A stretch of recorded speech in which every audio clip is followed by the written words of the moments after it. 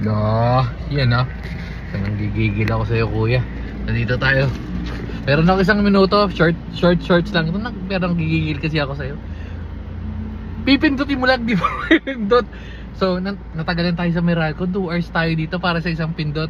Anyway, so, lalabas natin itong video na 9 o'clock ngayon. Pero mapopost ko mga alas 12. So, hindi pa nakasali sa raffle.